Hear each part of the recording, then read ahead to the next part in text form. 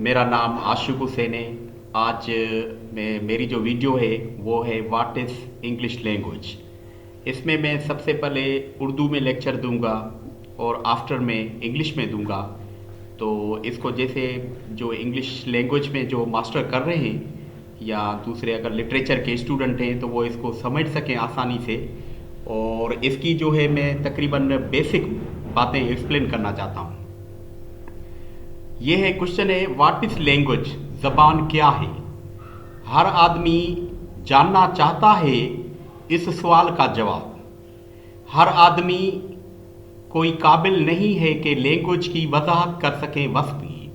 यानी इसमें जितने भी इंग्लिश लैंग्वेज के जो माहिर हैं उन्होंने जितनी भी वस्फें दी हैं उसी पर वो आपस में मुतमिन नहीं हो सके हैं, कॉन्सेप्ट क्लियर न कर सके हैं कि लैंग्वेज किस तरीके उसकी एक डेफिनेशन होना चाहिए।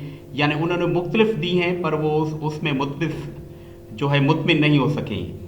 इसकी वसफ की है कि कोशिश की गई है ज़िंदगी की वजाहत। आदमी जानता है कि उसकी ज़िंदगी क्या है, वस्फ है ज़िंदगी की, कोई भी मुतमिन नहीं है पर टर्म्स समझे जाते हैं। यानी जो लैंग्वेज में है, ज़बान में है, उसकी टर्म्स समझे जाते हैं। एक बोलता है ज़िंदगी के किरदार, ज़बान समझी जाती है किरदारों से। यानी जो लैंग्वेज है वो समझी जाती है ज़बानों से। कुछ लैंग्वेज के माहिरों ने कोशिश की है ज़बान को अपने तरीके से, यानी जो जितने इंग्लिश के लैंग्वेज के एक्सपर्ट हैं उन्होंने लैंग्वेज को एक्सप्लेन करने के अपने तरीके से वजाहत की कोशिश की है। उन्होंने एक मुतमिन वस्फ़ भी दी है। यहाँ कुछ वस्फ़ें हैं। ज़बान एक बुनियादी निज़ाम है जो बोलने वाला वक्त और ज़रूरत के साथ बोलता है और उस वस्फ़ के साथ ज़बान एक अच्छी पहचान है निज़ाम की। हर ज़बान सिलेक्ट होती है आवाज़ से, यानी ज़बान को जो पहचाना जाता है ज़बान को एक आवाज़ के ज़रिए।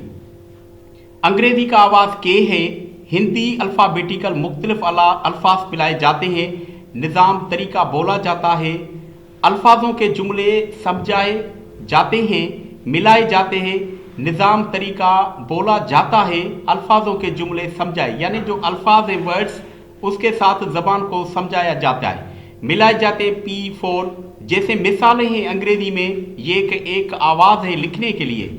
ज़बान जल्दी में तब्दील नहीं होती है। दुनिया की कोई भी ज़बान हो वो जल्दी में नहीं हो सकती है तब्दील, सिर्फ उसके वर्ड्स तब्दील हो सकते हैं मुख्तलिफ ज़बानों में।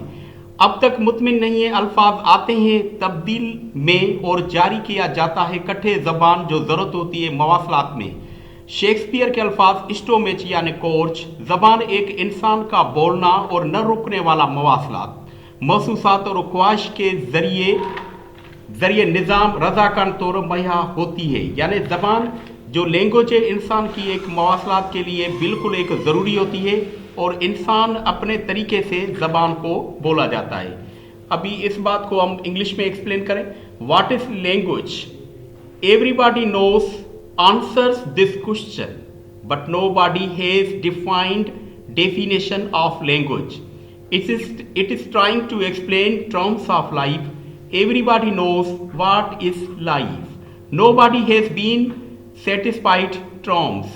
It defines characters and living life. Language has been understood by terms and characters.